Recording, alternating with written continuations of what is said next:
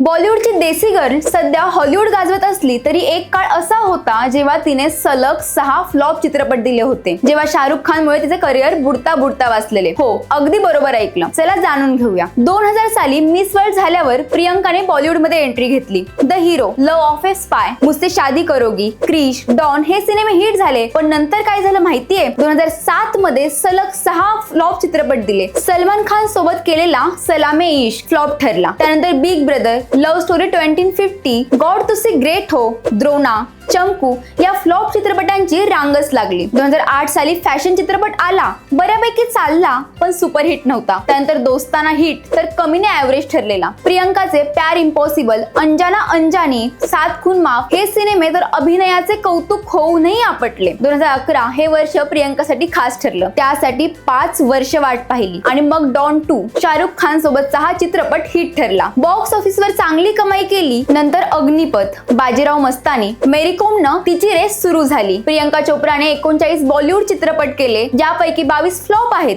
तरीही ती global icon आहे. हरले तरी चालेल पण थांबणं नाही चालणार. प्रियंका सारखं फक्त चालत राहा, बिकॉज तुम्ही थांबलात तर गेम संपतो. जर ह्या स्टोरीनं तुम्हाला प्रेरणा दिली असेल तर लाईक करा, शेअर करा त्या फ्रेंड सोबत जो स्ट्रगल करत आहे आणि फॉलो करा अशा स्टोरीसाठी.